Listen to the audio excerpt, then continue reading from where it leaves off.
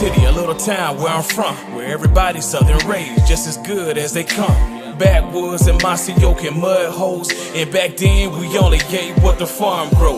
Man, I miss some days how we played on them dirt roads, and out of towners came with respect, cause they know we all close. Yeah, southern pride, toting gun folks. Welcome to my city, I-75 South, just north of Live Oak. I'm from a city called Lowndes, Georgia, right on the border of Florida.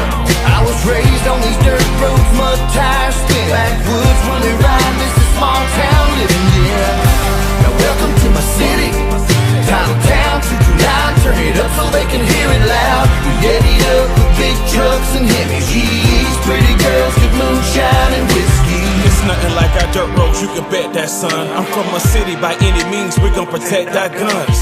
I hang with the rednecks and yee-yees. We get up in big trucks in the backwoods like Indians and teepees. This the home of the mighty, mighty Vikings. Wildcats, blazing, Titletown license winners. Pretty girls with country grammar. When I say about Austin, Georgia, I ain't talking about Atlanta.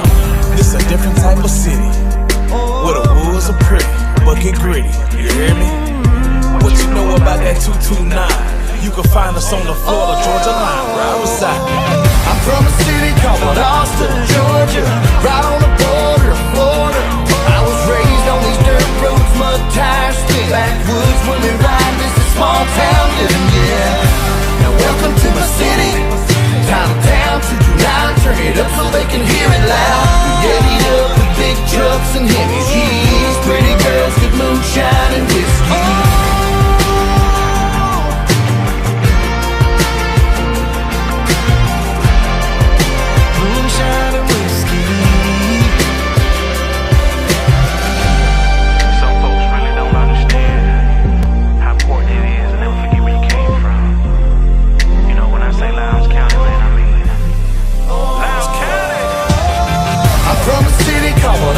Georgia, right on the border of Florida. I was raised on these dirt roads, mud tires spin. Backwoods when they ride, this is small town living, yeah. Now welcome to my city, downtown 229. Turn it up so they can hear it loud. We eddied up with big trucks and Hemis, pretty girls, good moonshine and whiskey.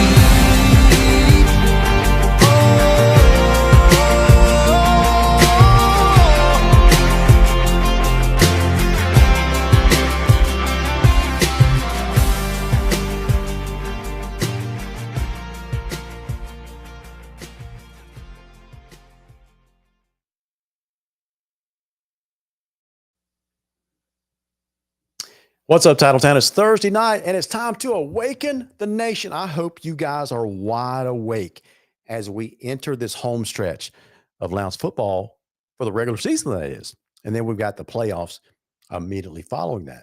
So it's Thursday night, and it's time to go. Let's get after it. Welcome back to the Viking Nation Live. Thank you so much for joining us for the show tonight.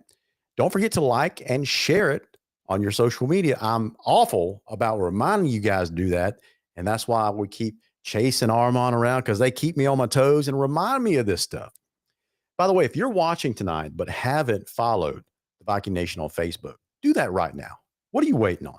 Because we have the best original content. I don't care how many people, how many organizations, how many social media pages try to copy what they do or what we do. We still have the best original content going. And frankly, we don't have to copy what other people do. So welcome to the nation, one and all, regardless if you're copycats or not. All right. So our Vikings are 7-0, 7-0. That is no small feat, right?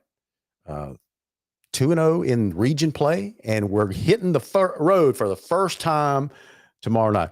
I saw a funny little quip on a social media site earlier this week that said Lowndes has benefited from home cooking. And what they were referring to was we've had 7 straight home games. And they were right. Listen, we love to play at Martin Stadium in front of a home crowd. We played really, really well there. I don't care what team it is. It doesn't matter if it's Carrollton, Buford, McEachern. I like our chances at the Concrete Palace. So tomorrow night is going to be a little bit different. We're going on the road for the very first time. So That's why we need your voices there. That's why we need your warm-blooded bodies there in the stands making noise, because our guys are going to be just fine. But in the lull of a 48-minute football game at the high school level, fluctuations of emotions go hand in hand, and sometimes momentum can swing on a dime.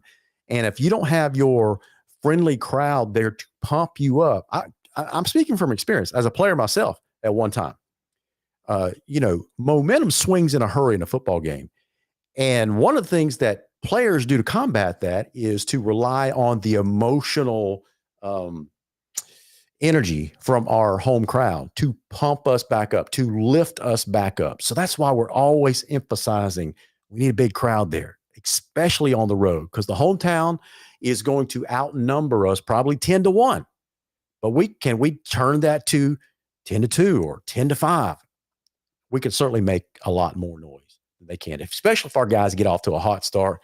We got the energy from the crowd backing them up, sustaining them throughout the entire game. That's why we need the Viking Nation on the road with the boys in crimson and white tomorrow night. So before we get into the talk of the Camden game, that kind of stuff, let's recognize our players of the week last week against Tift County. So co-defensive players of the week, Malik Reddick and Kenyon Simmons.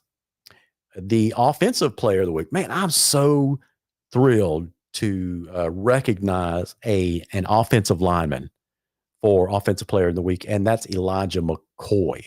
So I'm sorry, Elijah is actually a tight end, but still, they're part of the big uglies up front. And then you got special teams player of the week, number 82, Jacob Madden. Jacob did a fantastic job stepping in for Aiden Andrews last week in place kicking duties, kicking extra points, field goals. Jacob did a fantastic job of that. Not only that, but he's our punter as well. So special teams player of the week, number 82, Jacob Madden. Scout team players of the week were number 21, Braylon Neal, and number 22, Kyle. How do you pronounce Kyle's last name? Is it Bulemu? Kyle, I'm sorry if I mispronounced your last name. I tried, my brother. I tried. So those are the Lowndes players of the week. We got a big game. Oh my gosh, big game tomorrow night. Lowndes is off to a commanding 2-0 lead in the region, right? But we're not alone. Let's just go run through the standings first. Okay. So in Region 1, 6A, you got Lowndes and Richmond Hill both tied at 2-0. Now, Lowndes is 7-0 overall. That includes the non-region part of the schedule. Richmond Hill is 6-1. So, as you know, Lowndes defeated Tift County last week, 35-0. We're going to be at Camden tomorrow night. Richmond Hill, 2-0 in the region, defeated Camden County last week, 24-20 in a very, very close ball game. They're going to be at Valdosta tomorrow night. Now, that's going to be an interesting game. That is going to be a fascinating game because we all expected that Valdosta would go over to Moultrie last week and take care of business, because we were all hoping for an undefeated Lowndes, undefeated Valdosta going into Halloween night there at Bazemore Hyder Stadium, basically with the region title on the line. So Valdosta goes over to Moultrie, and I've watched the game. I've gone back and watched the entire replay of that game, and there were so many mistakes from both teams. Valdosta in particular, execution mistakes, lots of penalties, uncharacteristic turnovers, that kind of stuff. So in a very, very tight ball game, Colquitt beats Valdosta 18-7. So that makes the Cats 1-1 in the region now, 6-1 overall. And so they're going to be hosting Richmond Hill tomorrow night. Now, if Valdosta can defeat Richmond Hill, that puts them back on schedule to meet Lowndes for the region title if everything remains the same. Now, if Richmond Hill comes over here and steals one from Valdosta tomorrow night, that's going to put the Cats behind the 8 ball. So anyway, so that's Valdosta's 1-1 in the region. Colquitt County, by defeating Valdosta, is now also 1-1. Now, let me go ahead and finish this out, and then we'll talk about the region race. Okay. So Colquitt's 1-1 in the region, 5-2 overall. They will host Tift County tomorrow night. Don't assume that Camden County is going to, don't assume that Colquitt's going to run all over Tift. Tift is a good ball club. We saw that last week, especially in the first half. They ran out of steam in the second half. But Jeff Littleton does have that program going in the right direction. They need players, and they need a little bit more endurance. And that probably comes from players increasing rotations, depth, that kind of stuff. But Tift County is a very, very dangerous ball club. And they are fighting for their playoff lives right now. They're 0-2 being at Colquitt tomorrow night. Camden County is 0-2. I didn't expect to say that in this part of the season, right? We're halfway through the region play. And so they lost to Richmond Hill, which was kind of unexpected. 24-20 will be hosting Lowndes. So you got to believe those Blue Cats over there are backed into a corner. Now, have you ever seen a cat that's been backed into a corner? They are not friendly animals, right? So that's what I'm expecting over at Chris Gilman Stadium tomorrow night when the boys in Crimson White head on over there. So let's go ahead and welcome one of our super fans onto the screen with me. And that is none other than Pat McAfee. Well, no, not Pat McAfee. Oh, it's on Case Garnto. No, yeah, the Timu Pat McAfee. I kind of like that. I'm gonna start calling you Timu. Oh man, don't do it. Oh, good Lord. How many nicknames have we given you over the years? Man, too many. It's What did we used to call you one time? Cornbread. It's a great day to be a Viking. Tell us about it, man. That ninth grade team. Your boy's part of that ninth grade team. He had a huge game, and the Vikings, ninth grade Vikings, came away with a win. Tell us about it. Finish. Hey, man, I saw some amazing plays today. I don't know the kid's name. I'm still trying to confirm his name, but almost Bubba Brown style catch. Ooh, man. Zaire is the kid's name. I mean, dude got turned, caught the ball mid-air in mid-flip after he got turned to flip diving for the ball. So are you telling me we got another Bubba Brown clone at the ninth grade level? He made two fantastic grabs today. He made a back shoulder fade route catch on Cook County's 23-yard line. He made a back shoulder catch that was just out of this world. Great fade route, great ball, back shoulder, just boom as he was running out of bounds. Yeah. And then the catch that actually they were behind the chains when he made the second catch. So that thing was amazing. Sports Center top 10. I hear you, definitely. Man. Listen, you guys, you and your boy are on cloud 9 today, sky high. You want to share the good news? Yeah, so my boy got called up to varsity after the ninth grade game today, which is huge news for any parent. It was a great feeling when he come out of the field house and told me. I was super excited. He was kind of shocked because it's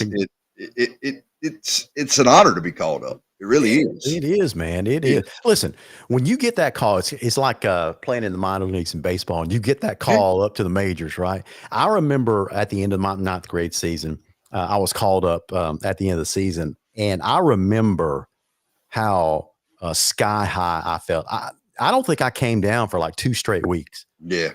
I mean, you couldn't tell me I was doing anything. Man, my head was so big. And then I got up there and practiced against the varsity kids that were 2 times bigger than me. It's like, oh my gosh. Yeah. I don't know what was I thinking. Yeah. Well, unfortunately, I mean, it's just part of the process. Yeah. But it's like I told him, the kids that got called up, and I'd tell all of them this, you'll be ahead of the curve come next year for the guys who didn't get called up. Because you'll know how to travel, you'll know how to dress, you'll know what's expected, you'll know the processes that Coach Carter and his staff expect, what goes into a Friday night. You'll understand all that, and you'll you'll already know what's expected. Yeah. So you don't have to adapt to a learning curve next year, which is great for all those guys. Guys like Jason and Hampton Hesters and Jaquez and those guys, Gavin and those guys that got called up today, my son and Gavin were headhunting today. Yeah. I don't know what got into them too. I guess they were trying to bounce back after that terrible game they had last week. Cause because they definitely, they went head hunt today. Gotcha. But yeah, it was a great game. Y'all, if y'all wasn't in the house today, y'all missed a great game. Lowndes jumped out to an early lead, 13-0, over Cook County, and then Cook fought their way back in. A couple of gadget plays that Cook managed to pull off. Great reverse. Cook County ran a beautiful reverse. I was shocked. I hadn't seen a reverse ran that good in a long time. But they got back in it, made it 14-13. Lowndes come marching right back down the field. Great pass from Jordan Parker to I can't remember that. I'm still trying to learn all these kids' names and numbers too, by the way, because I think they change every week. Number 9 just ran right past the safety. And it was just a lob ball, and it walked right into the end zone. And Colquitt come chomping back, man. They really did. They ain't got no quit in them. That Colquitt County JV has got no quit in them. Yeah. Because I figured that would have took the air right out of Cook on that big touchdown pass. And Cook just come fighting right back down, marched it, managed to make it all the way to Lowndes' 45-yard line before the defense stiffened and just shut them down on 4 straight downs. Sure. Turnover on downs with about 50-something seconds left on the clock, and Lowndes just ran the clock out. Great game by Coach Watson and his staff. Rotated in some players that hadn't played all year. Got some playing time for those guys because those guys earned it. The guys who are scout team, they earned the right to be able to get in on the last game. Congratulations, man. Hey, Chase. Mm-hmm. You and I are tight, right? Man, if you say something about my hair, I'm not going to say anything about you. I wasn't going to bring it up. My hat's in the truck. My kid left in my truck. I wasn't going to say to you. No, but we're tight, right? Yeah. Okay. So, hey, if you're a member of the audience, do you guys want to let Chase in on something? Look at your title. Man, who put that? Oh man. Oh man. In that case, I'm gonna be like Pat McAfee. What's that coming down the track? I love it. All right, I'll change it back. Oh man. I've never told you guys that I have the ability to change. I didn't even know you had the ability to change that. Oh my God. See, I never pay attention to it. Once I put it in there, I never pay attention to it. Oh man. That's been up there for like 5 minutes. Oh man. You guys are killing me. And by the way, just so we saved it for posterity, I took a screen grab and I'll send it to you later. All right, cool. Yeah. That's funny stuff, man. Oh man. So we got to travel 2.5 hours, 122 miles. Whew, man, oh man. To Chris Gilman Stadium. Yeah.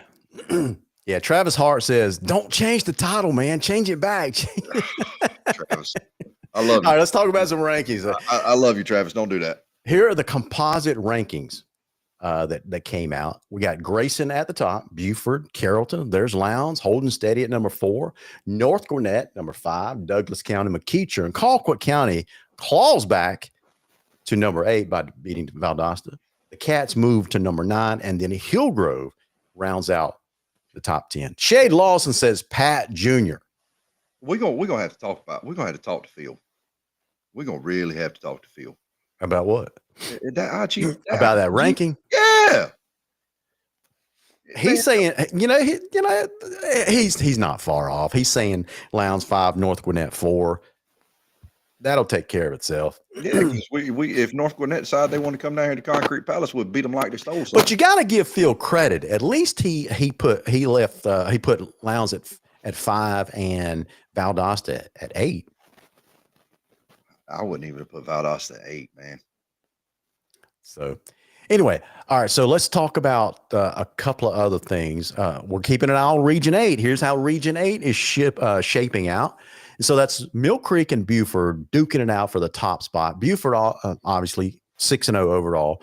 Mill Creek 5-2. Now, Mill Creek is no slouch. They are no slouch.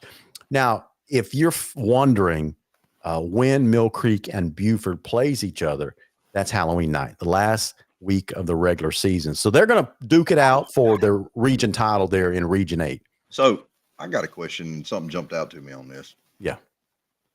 Buford only beat Collins Hill 34-3. Yeah, I think so. Is Collins Hill that good, or is Buford just not as good as advertised? Well, let's go back to the rankings. So at one time, Collins Hill was in the top 5. They have fallen out since then, but at one time they were in the top 5. And so right now, what are they? 4-3. So they are a dangerous team. I almost called you Pat.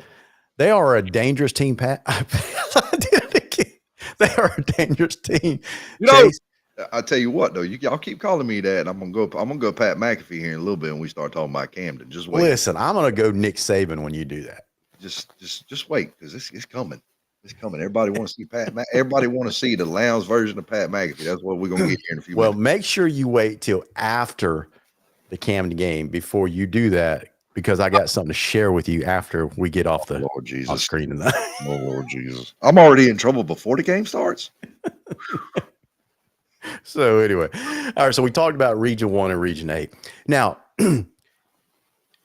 Chase, if the season were to end today or tonight, and the playoffs started tomorrow, I'm going to put up on the screen the projected playoffs on what I think the teams would stack up against each other and who would play who. Okay. Yeah. That looks like a pretty fun exercise. So check this out. Armand joining us on the air. It looks like he may be going audio only.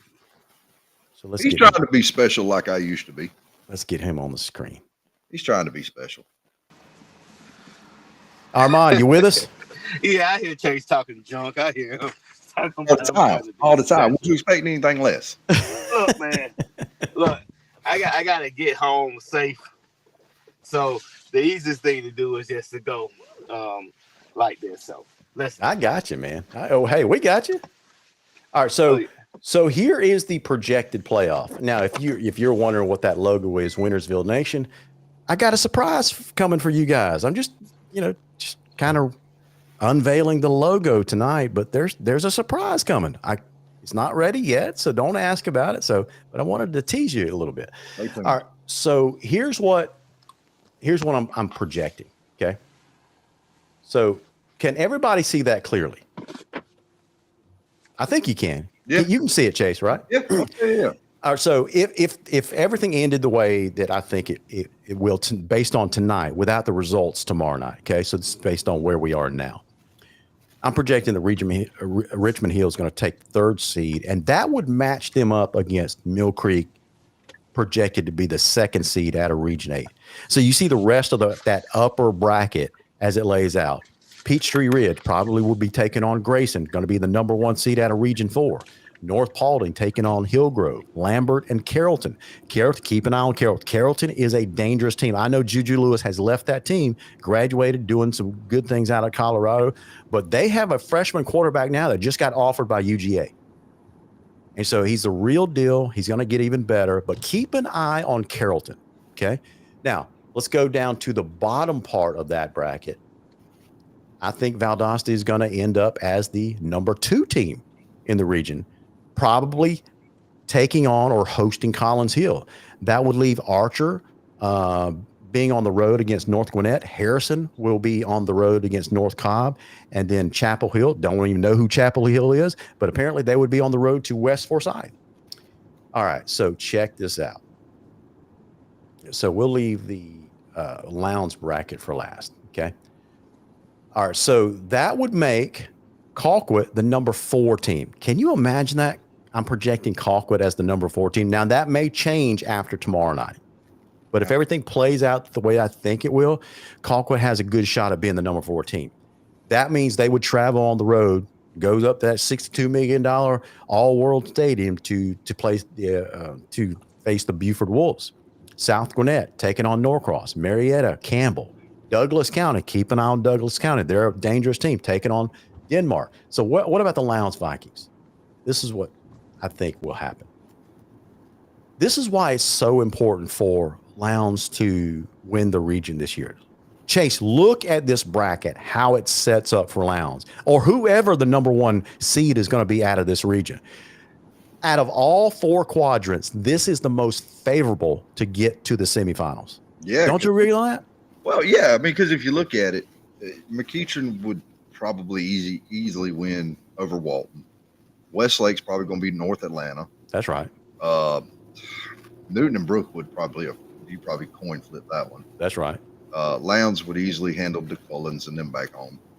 Then you got Lowndes is an easy run to, and it's going to probably wind up playing McEachern in the Elite Eight. I mean, that's. And so that's going to be a coin toss to who gets home field advantage, right? Yeah. Okay, so look at that bottom bracket again. Whoever wins out of that matchup, Lowndes versus probably McEachern, will face, let me pull this up here, will face the number 1 seeded Buford Wolves in the semifinals, and that is going to be a coin flip as well to determine home field. Now, I will say this. Yeah. I think Buford would probably get caught slipping against Colquitt. What? At home against Colquitt? And I'll tell you why. Oh, my gosh. You're talking about shocking the world. If anybody could pull it off, it'd be Colquitt. Okay. Because here's the thing. Valdosta thought, you can say what you want. I think Valdosta thought after the beating, the shellacking that Lowndes gave Colquitt, Valdosta thought they were just going to roll in there and thought all of a sudden Colquitt was just sweet for some reason. I don't know. Remember, they from South Georgia, not the sweet side of South Georgia. So Colquitt can still play football. Don't get it confused. Lowndes is just that good. But I think Valdosta found that out the hard way. Went over there, mental errors, out of a really good football team. It happens on the road, and albeit a hostile environment, because I hate playing in the Hog Pen. I really do. I hate it. I think it's the most unsafe stadium in the world. But at the same time, Colquitt going on the road to Buford with Sean Calhoun and I really thought the team looked better. I really thought the team looked better from the game film I saw. I really thought they looked better without Jay Lamar. Yeah. It's just my take. Can I say something real quick on that? Yeah, man. Go ahead. All right. So I had a feeling that Colquitt would look better without Jay Lamar. And here's the reason why. When you got such an athlete, such a physical specimen as Jay Lamar, it's easy to want to face everything around him. When he's no longer there, now you have to find, other ways. And we always know that Colquitt has talent. They keep talent. Now they just have, they're able to distribute the ball and spread it around. And so you just can't focus on Jay Lamar. And look, I think Colquitt's going to be a very, very surprising team moving forward. I think they might just win out. And if they win out and everybody else wins out, Colquitt's the number 2 seed. Well, let's throw up some of those scenarios on the screen, guys. I sent you guys those scenarios earlier this week, right? Yes, sir. Yeah. So let's before we do that, let's go to the comment line. Let's check it on Obadiah Farley. He and Cole Moore representing Thomas County Central, checking out the Viking Nation live tonight. So he says, "What's going on, Viking Nation?" TCC fan checking in. Shade Lawson says, #1Lowndes. My Flanders says, "Hello, Viking Nation." Travis Hart, congrats to the Hayhire Middle football team. Absolutely. Yeah, man. Led by our own. Listen, we are claiming Jody Hewitt because he's a regular contributor in the comment line here. Jody, great job. Congratulations to Jody and that Hayhire bunch going up to Tifton yesterday in the new Big Six, a championship crown in the new Big Six conference. Explain the Big Six conference. So the Big Five for a long time was Lowndes, Colquitt, Coffee, Hey, Jody, correct me if I'm wrong. Tifton, and there was one more. I just for the life of me I can't. TCC. Yeah. So that was your big five for a long time. I don't know who fell out. Maybe Coffee. I'm not sure. I'd have to check the schedule again. But somebody at one point somebody left and then came back, and then it was the big five again. Then it was the big four. Then it was the big five again. Now it's the big six. Jody, help me out. Who did y'all add to make it the big six? Because for the life of me, I can't remember. I'm drawing a blank, man. Obadiah Farley, by the way, what's up, my brother? Good to have you with us on the Viking Nation. I know it gets boring being a TCC fan when you're beating everybody by 100. Obadiah Farley says, "Nah, it ain't boring." No, hats off to TCC, man. They are really rolling. Justin Rogers done a great job with that program over there and rebuilding. Absolutely, man. Absolutely. Rebuilding and reloading. Kudos that we can give them. Absolutely, they do. They are an absolute force in 5A. I mean, they really kind of. I think if you look at 5A, LG, I mean, really, if you think about it, Lee County's kind of fallen off a cliff as of late, and TCC, I think, is going to be the new Lee County of South Georgia as far as 5A is concerned. Woo, that is saying something right there, man. I mean, if Justin Rogers stays there like Dean Fabrizio did at Lee County, like Randy McPherson did at Lowndes, I mean, TCC could have a long run. Yeah. They really, really could. That's a really, really built and sustainable program. Absolutely. Same reason why Valdosta has had sustainable success. Lowndes has had sustainable success. Lee County, the facilities and the program and the food, the feeding of the Vikings, the feeding of the cats, all that stuff plays a part in it. And I really think Justin Rogers has done an amazing job in getting everything in place that he needs to be able to win. That's right. Did we lose Armand? I think we did. Yes. All right. So Chase, what we're looking at here. Okay. So Armand's back. So what we're looking at here is some scenarios that we came up with, some what if scenarios. Okay. So guys, let me go ahead and make this where it's a little bit more easy to view. Let's see. Can I do that? Yeah, here we go. Okay. So here we are. So this is scenario one. I'm playing out several scenarios, but scenario one is this, right? What if, playing out the rest of the season, what if Lowndes beats Camden, beats Richmond Hill, and beats Valdosta? We end the season at 5-0, right? That makes us the number one seed outright. Nobody can catch us. Okay, makes sense. What if, in that same scenario, Richmond Hill loses to Valdosta, loses to Lowndes, but beats Colquitt at home? That would make them 3-2 in the region. At the same time, if Colquitt beats Tift, beats Camden, and loses to Richmond Hill, that makes them 3-2. And what if Valdosta beats Richmond Hill, beats Tift, and loses to Lowndes? That makes them 3-2. You have a three-way tie with no distinguishable victor because all three teams would have beaten one another. So you have a three-way tie for second place there between Richmond Hill, Colquitt, and Valdosta. Then it goes to a tiebreaker. And that tiebreaker, if y'all will recall, are points allowed to these playoff teams within the region, right? So now it goes, so we have to wait until the last game is played to see how many points each of these teams have given up to one another to determine who the number 2 seed is going to be. And then once that tie is broken, the third and fourth team is still tied, and then head-to-head would determine who's seed 3, who's seed 4. So all that to say, stay tuned if that scenario 1 plays out. But what if it doesn't play out that way? What if you have this scenario? What if Lowndes beats Camden, beats Richmond Hill, and Chase, close your ears, what if Lowndes loses to Valdosta? Vikes by Philly. I hear you guys. I hear you. Ain't gonna happen. But I'm laying out a scenario that is a possibility. And if you'll notice, whenever you see that header in crimson, that means it's a favorable outcome for Lowndes.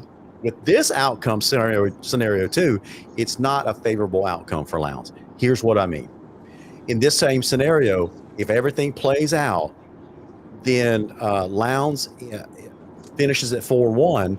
Valdosta, if they beat Richmond Hill, beats Tift, and beats Lowndes, they end up at 4-1, tied with the Vikings. But since Lowndes loses to Valdosta in that last week, then Valdosta gets the number 1 seed, and Lowndes falls to the number 2 seed. But if Valdosta stumbles against Richmond Hill, okay, what if that happens?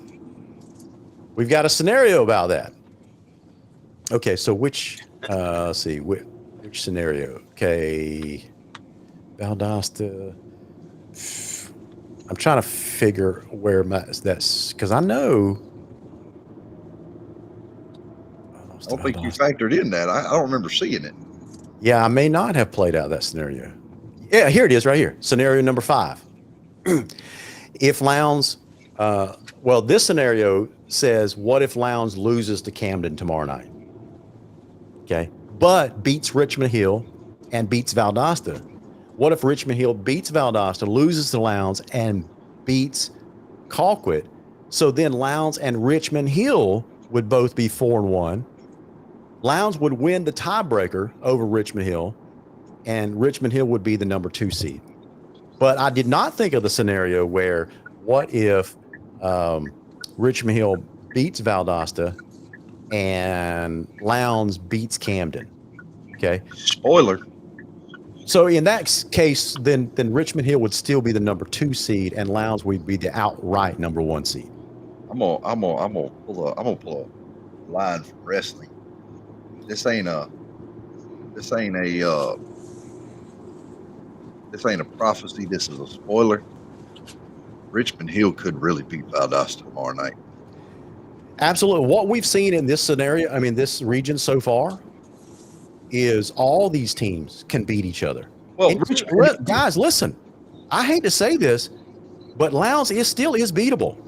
That's why we have to go over to Camden County tomorrow night with all the piss and vinegar that we can bring with us, right? I know that it sounds funny to say, but we've seen it where we've played bad before. And if you play badly against a good team, you can be beaten on any given Friday night. That's all I'm saying. You can't walk into a game complacent. No. Expecting to be given the game. No. And Lowndes ain't walking in there. We're expecting a victory. Lowndes is expecting a victory. Lowndes' players are expecting to win. Yeah. But they're going to be in a fight. That's right. Because here's the thing.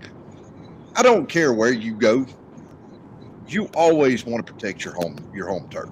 Yeah. Okay. And we're walking into Chris Gilman Stadium in Kingsland, albeit Richmond or Camden County's on the down year. Okay. That don't mean that they soft. Yeah. They got some studs. They got some guys that can go make plays. Their returners are extremely dangerous. Special teams is going to play an immensely big part tomorrow night. I would honestly probably look for a lot of pooch kicks, a lot of sky kicks. Yeah. Anything to keep it away from their returners. And that would be my game plan going into that. Because Colquitt County or Camden County is just extremely dangerous in the return game. They got some flat speedsters. Now, Chase, here's the scenario that I'm scared of the most. Okay. And that's scenario 3. And that is if Lowndes beats Camden, beats Richmond Hill, but has a bad night at Bazemore and loses to Valdosta. And at the same time, Colquitt beats Tiff, beats Camden, which will probably happen, those 2 scenarios, because they host both of those teams at home. And let's say Colquitt runs the table and beats Richmond Hill as well. That makes them 4-1. Valdosta beats Richmond Hill, beats Tift, which is possible, and then has a great night against Lowndes and beats our Vikings, puts them at 4-1. So now you have a 3-way tie between Lowndes, Colquitt, and Valdosta. And then it goes back to the tiebreaker, points allowed. Now, here's the situation so far against these teams in the playoffs. Lowndes has given up 14 points against Colquitt County. Okay? That's the only potential playoff teams that we've faced so far. Okay? Mm-hmm. So how many points will we give up tomorrow night against Camden? If Camden slips up and sneaks into a potential playoff team, then that counts. But how many points will we give up against Valdosta? Even if Valdosta beats us, we need that to be a very low-scoring game if we end up losing. It's going to be. I think it's going to be a low scoring game, anyways. I don't really look for it to be. I either look for it to be 1 or 2 games in Wintersville. It's either going to be a defensive battle, and it's going to be a chess match between the defense coordinators and the offense coordinators from both sides, or it's either going to be an absolute shootout. That's right. And it could go either way because our defense can play with anybody, and our offense can score at will, and so can Valdosta's. Yeah, Armand, join in on the fun here. Hey, listen, man. I expect it to be a low-scoring game for them. Vikes by 50 minutes. Listen, I'm not worried about going to the base. I love it. I'm not worried about going to the base. I'm telling you, yea, though I walk through the valley of the shadow of death, I will fear no evil. Are with me, right? That's how I feel about going to the base. We're gonna go there. We're gonna do what we do. We're gonna win, and we're gonna do the same thing when we go to saying that capital of the world, which is in Camden County, Kingsland, Georgia. We're going to go there and we handle our business, and we're going to win. And I just don't. Lowndes is going to have to really come out flat. They're going to have to make a whole lot of mistakes to lose. But from the last that we heard from Coach Carter, even though they won 35-0, not very happy. And good. No, he wasn't. Not very happy with the performance. And with that being said, I just kind of look for them to be focused when they get on those buses tomorrow to go down to Kingsland. And I think that focus. I know you guys are exactly right, but funny things have happened to Lowndes over there in Kingsland. Oh yeah. I remember one year when Jamie DuBose was here. Lowndes was favored to win that game, and we had to pull out a squeaker on the last play of the game. Remember that Ja'Cory Brown to Chase Belcher 80-yard touchdown run down the sideline? It was beautiful there. It was beautiful. It was gorgeous, but who in the world expected that to happen? Listen, that's what I mean by any given night in this region. We just have to be on top of our ball game. Absolutely, we do. Shout out to Candace Marie for capturing that moment and sharing it, because man, that was a beautiful pass by Ja'Cory. But I don't think we're going to need that. I think we're just going to have to play sound defense. Keep everything in front of us like we have. And I'm gonna be honest with you, Chase. Cover your ears. Lean on the running game. Don't abandon it too early. And do what we got to do. So. Hey, listen, I don't know if you guys had a chance to listen to the Travis Rowland show. For our audience, Travis Rowland is the head coach of the Camden County Wildcats, and I listened to his interview earlier this week, and he was talking about Lowndes. Sound like me didn't know how to stop us. Yeah, and he was talking about Lowndes, and he made this point. He says, I know that everybody is focused on their quarterback, and as they should, because he's such a good quarterback. But he goes on to make the point. He says, but if you take a look at the Lowndes offense this year, I think the number he quoted was, Chase, correct me if I'm wrong, 63%? 63% run. 63% run. He says, so we're focused on stopping the run first tomorrow night, and then we have a shot at stopping their quarterback.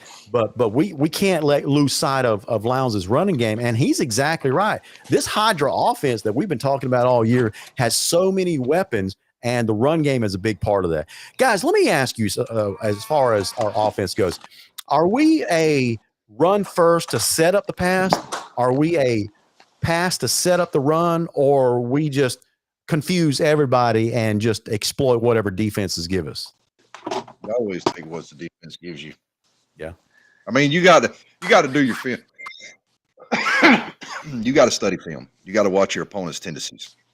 If you know that their corners are extremely suspect, or their safety gets caught with their eyes in the backfield or creeping down in the box too often, yeah, you're going to take your shot.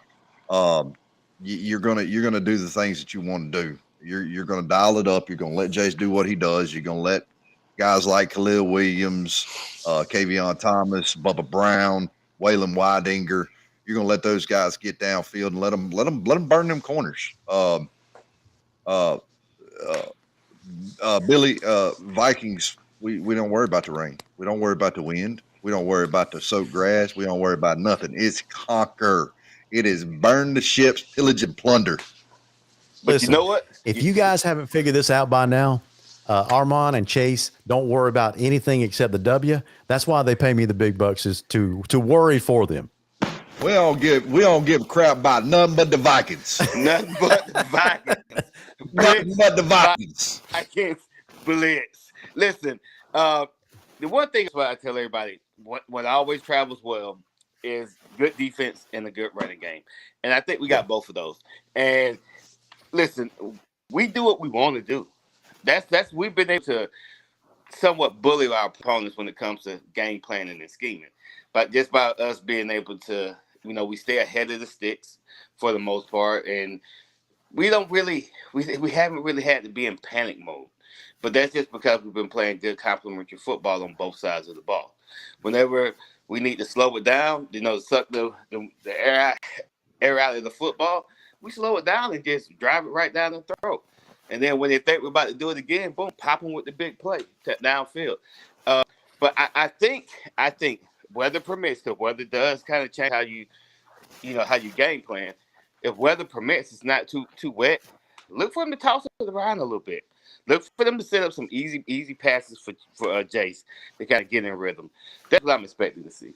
So, guys, was it something that Tiff County was doing against us on defense last week, or did our passing game just have an off night? I was looking over the stats and I couldn't believe it, but Chase's completion percentage fell below 50% for the first time. It wasn't anything that Tiff County did. It wasn't anything Tiff County did special. Our boys were out of sync. They had an off night for whatever reason. It happens to the best teams in the world, man. And really, in all honesty, that was if we were going to have an off night offensively, if that Hydra offense was going to sputter at any point in time, that was the perfect game for it to sputter in. That's what you hope for as a coach. If you're going to have an off night, it's going to be against a team that know you're better than, and you just have to do enough to win. That's right. And that's basically what happened. And I'm not. Don't get it confused. I'm not taking. Larry will tell you I'm not taking shots at Tiff County. I like Coach Little. I think he's a great coach. I think he's the right man for the job to return Tifton to region relativity. I'm not gonna say region dominance, because this is our region. But they've never dominated the region. Any region. Oh, I'm sorry. I love it. All right, so guys, before we get out of here tonight, I did want to touch base on one thing. Armand, are you washing dishes? No, just water. I'm sorry. There was something else. I don't want to know, man. I don't want to know. What's that? All right, so I want to put up something on the story, because something happened. A major deal happened in Georgia high school football this week. The GHSA met, and beginning next year, I saw someone ask this earlier. I can't remember if it was Shade or someone else was asking, is the GHSA changing the playoff format for this year? So the answer is no, not this year. But beginning next year in the 2026 season, guys, there is going when I say massive change, I'm not exaggerating. A massive change to the playoff environment. The playoff format is going to start next season. Chase, I'm just going to say this before you continue. The GHSA is like Larry says, making a major shift. But now, what Larry's fixing to tell y'all is the way that the brakes are going to be immediately put on that, and we're right back to the same format we've been using. Go ahead. You think so? Oh, I know so. Okay. All right. So let's put it on the screen. All right. So what you're seeing on the screen now, I want to make sure that everybody can see this clearly. So let me just go ahead and move it down here a little bit. Can y'all see that on the screen? You blow it up just a little bit. Well, I got to do something else to do that. Well, no, I can't see it. I ain't got my glasses, so you don't have. You can't see it. I can't see it. I can see it, but I got to be like, can I really see it? All right, so let me see if I can do it a different way here. All right, so if I find a magnifying glass right here, how about now? Oh, yeah, that's better. Okay. Now I can blow it up. There you go. That's more better. Okay, so guys, what you're looking at here at the top, if you look at the title of this page, it's called the rankings, GHSA football schedule. So what this is, everybody, you've heard us talk about this on this show before, and what's coming starting next year are the postseason rankings. So what this means is we're doing away beginning next season with the auto bids where the top 4 teams in every region is going to get an automatic bid to the playoffs. That is done. Stick a fork in it. What Chase is talking about is he thinks we're only going to stay with this new format for a season or 2 and change it back because he thinks that more Southern teams are going to get in and the Metro teams aren't going to like that and force the change back. That's what he's talking about. Just saying. Right, Chase? Yeah, exactly what I'm saying. Okay, so here's where Chase is coming from. The GHSA has done us a favor in putting these stats together. They've calculated the what would they call a PSR score, postseason ranking score, and you see that on the far right hand side of the screen, right? Mm-hmm. And if you notice the other columns where it says WP, OWP, OOW, that stands for your winning percentage, your opponent's winning percentage, and your opponent's winning percentage. Breaks it all down, right? And if you take a look at all the teams in Region 1 6A, including Tift County, look at this. Tift County is ranked number 27. How many playoff spots are there available? 32. 32. So even in the current system with Tift County 3 and 4, because of their scheduling, because of their opponent's winning percentage, right? They're still the 27th ranked team in the state of Georgia. That means they would get in. That means if you take a look at that, all 6 Region 1 teams would make the playoffs under this new system if we started it this year. That's why Chase is pessimistic and saying, man, oh man, I don't think this is going to last because this favors the Southern team. Well, this year it happens to favor the Southern team. It will every year. Yeah. So anyway, that's the importance. Now, something else, guys, that sticks out is the importance of your scheduling now. Yes. Oh man, yes. I've given Lowndes a hard time about scheduling their non-region schedule, but take a look at compared to some of these other teams. Some of these other teams are scheduled jokes. If you take a look at their opponent's winning percentage and their opponent's winning percentage, they're terrible. We all like to kind of hold up Buford and hold up Grayson, especially Grayson. Take a look at Grayson's opponent's winning percentage. It's under 500. Yeah.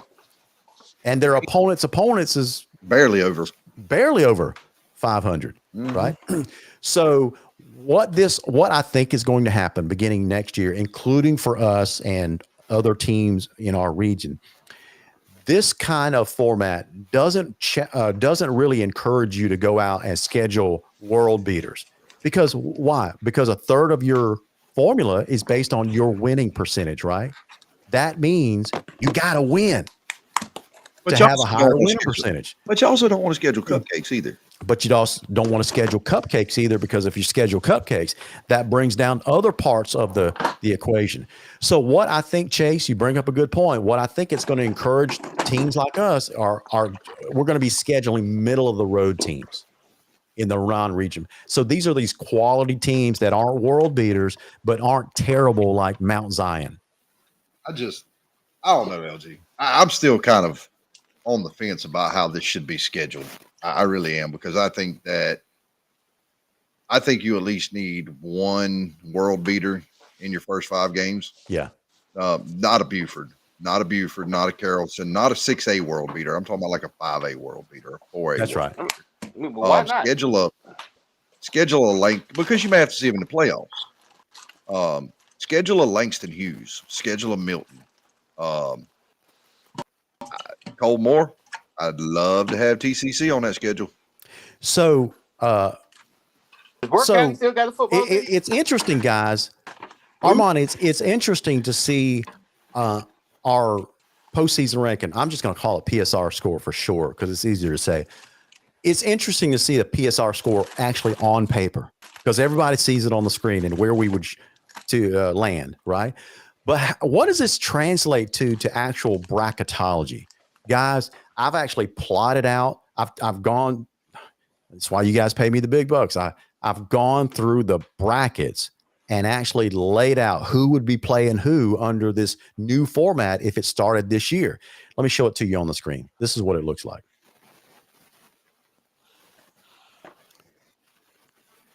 Okay, so I know that's kind of small. I'm going to blow it up.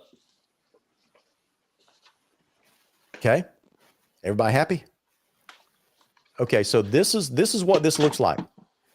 So Valdosta would be team 9. Can y'all see that? It's about halfway down the left-hand side of the screen. Yeah. Okay. Yeah. So Valdosta would be taking on Archer. So you see the teams up there on the left. Camden would be in the same upper quadrant of that bracket. Okay. So they would be taking on Newton. So you could potentially have Valdosta and Camden playing each other in round 2, which is very interesting. Then you have probably in this scenario, Buford would be taking on Mill Creek. Buford beats Mill Creek, sets up a Valdosta versus Buford. Buford probably wins that game. Buford goes to the semifinals. Okay. So let's take a look at this lower left-hand quadrant. You got Walton and Colquitt County. Colquitt would be the number 5 team out of a 32-team field. So in this scenario, they would probably meet Douglas County. Douglas County would probably beat them, to be honest with you. Okay. That would set up a Douglas County versus Carrollton, and then Carrollton will probably win that, go into the semifinals. Okay. Now, let's take a look at this side of the bracket. Grayson and Denmark. Grayson makes it all the way, probably takes on McEachern in the semifinals, beats McEachern, goes to the semifinals. And look at how the bracket would change. Under the current system, Lowndes would potentially take on Buford in the semifinals. In the new format, Lowndes would play Grayson in the semifinals. And here's the deal, guys. There is no coin toss. So those red dots, if Lowndes would finish the season at number 3 in a PSR score system, that means as long as Lowndes keeps winning, they would host a playoff game until you got to the championship game. So that means Lowndes would host Rockdale in the first round, would host Norcross, would host North Gwinnett in the quarterfinals, would host Grayson at home automatically with no coin flip, and then would play Buford at the Bend for the state championship. You know, I'm gonna say this, Larry. Yeah. And I'm probably I may rub some people the wrong way. I'm gonna say this though. Go ahead, rub them. Can we please, somebody, I don't care, put these state championship games back in these hometown stadiums? Don't nobody want to go to Atlanta. I would love to see it, man. From Atlanta. Atlanta is a crap hole. I wouldn't go that far. I hate it. I hate it. Traffic's awful. I hate it. I can't even stand traveling up there when I got to. Yeah. I'd rather they play it in Tampa Bay Stadium. I can't stand it, man. I mean, I remember when Lowndes played a state title game at Martin Stadium. Man, that was a point of pride. Yeah. You got to play in front of your home crowd in your hometown for a right that you earned. Why should your fans have to travel and go all the way to Atlanta? Especially if you let's say for some unknown reason, Lowndes and Colquitt managed to play each other in the state title game, which could happen in this new format. Listen, we had that scenario play out several years ago when Lee County played Coffee County for the state title. They both traveled to Atlanta, but because of a snowstorm, they postponed that game and ended up playing it in Lee County, I believe. But it shouldn't even be an option. It should be if you are the top seed and you make it to the state championship game, it should be played in your home stadium. Yeah. Man, Ben's is nice. The Ben's is great. Well, up until now, I would have disagreed with you mainly because it would have probably been 2 number 1 seeds, and you would have had to flip a coin. I think flipping a coin is a terrible way to decide home field for a championship game. But now with this new system where you clearly go into it to see who the higher seed teams based on the performance of these teams during the season, I think I agree with you. It's a great way to reward a team that stays on top of their game the entire season. I got a recommendation for that too. Okay. If it comes down to where you're going to need a coin flip, you no longer have a coin flip. Okay. There's a college in Macon. Mercer University. There's several colleges in the middle of the state of Georgia. I've advocated for that too. I agree. Equal drive for everybody. Have it there. And as far as the TV broadcast ability, hey, come on, man. We living in a modern age, dude. I mean, we do shows from our cell phones. Yeah. The whole thing where you got to go to the bins because of this, that, and the third. Nobody. That's right. That's right. Yeah, Well, guys, listen, we're quickly approaching the end of our broadcast, and we do have to get off kind of close to on time tonight because there's so much to be done before we hit the road tomorrow. It's a long drive. It's a 7:30 kickoff time, so don't forget that. So if you leave out of here at 5 o'clock, you're in trouble, So you want to make sure you plan ahead. 7:30 kickoff time over there tomorrow night.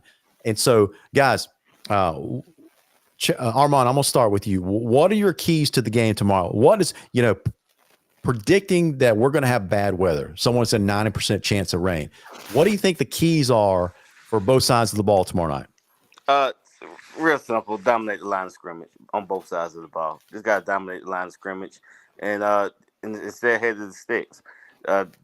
Just continue to play your brand of football and make them adjust to what you do. And that's what we've been doing. And then once they adjust to what we do, switch it up and make them adjust again. And defense just come out, hit them off early, hit them in the mouth often, and dominate. And that's how you end up with the Vikes by 50. Vikes by 50. I love it. I love it. Chase, what's your keys to the game? I gotta resound a couple of points that Armand made. Okay. You got to dominate in the trenches, man. It all starts up front. You could have the best players in the world at wide receiver, quarterback, doesn't matter. If the IHOP twins, the 5 men in the moving truck, show up and show out tomorrow night on offense, we'll have a great night. We'll have a great night. Defense has got to continue to fly around the football, 11 hats to the ball, because that's how our defense is playing. It's a team defense. It's not 1 or 2 guys out here making plays anymore. It is all 11 guys making plays. They are flying to the football. As far as I think Mason Woods is going to have another big night. I think that Jace is going to do what Jace does. He's going to make sure that we keep the ball safe, make sure that the ball gets to where it needs to be. Jace's going to make the right throws, the right decisions. I expect Bubba Brown to do what Bubba does. He's a big target. He's what you got to watch out for. Because if you sleep on Bubba will make you pay. Waylon Whitinger, I hope he's back this week. I know he didn't play last week. Not sure what the prognosis is there. I've heard different things, but I hope he's back. He's definitely a weapon in that offense. He's a guy you got to respect in the middle of the field. Khalil Williams, you got to watch him. Ant Martin in the defensive side of the ball. If you drop back to throw the ball, you got to account for Ant Martin. I don't care. You better make sure you know where he's at, because if you don't and you throw it, that man gonna make you pay. But he can get there in a hurry. So tomorrow night, we're probably going to see 2 teams schematically similar to one another. Both teams they run the same defense too, Larry. Both teams run a 3-3 stack. Both teams try to run their version of their spread offense. We have a better quarterback. They've got a pretty good offensive line. So I think tomorrow night, ball control is going to be at a premium because of the weather. I think the weather will make a difference tomorrow night, especially if we get some steady rain. I don't think it's going to be a light rain tomorrow night. I think it's going to be a steady rain. If it's a steady rain, it's going to put a premium on running the ball, and we are going to see turnovers tomorrow night. Whoever turns the ball over the least number of times is going to win the game tomorrow night. It's just as simple as that. I don't think we're going to get away with throwing it 30 times tomorrow night because of the weather. It's going to put a premium on those big IHOP twins. And so we're going to see tomorrow night. This is going to be Lowndes' first big test because it's going to be a road game. Now, if coincidentally, guys, if we were under the old system of the PSR score, a road win is more valuable than a home win. So we put it where the new GHSA is putting a premium on road wins. So tomorrow night, take a look at the weather making a difference. So since guys, if you can't make the trip, Camden does stream the game. So I'll look up the link, make sure we'll post it for the announcement tomorrow on the game day announcement. So keep an eye on that. So I know what Armand's going to say, Lowndes by 50. And I'm assuming Chase agrees with him. I agree with the statement. Yes, absolutely. But the realistic prediction, Lowndes by 56.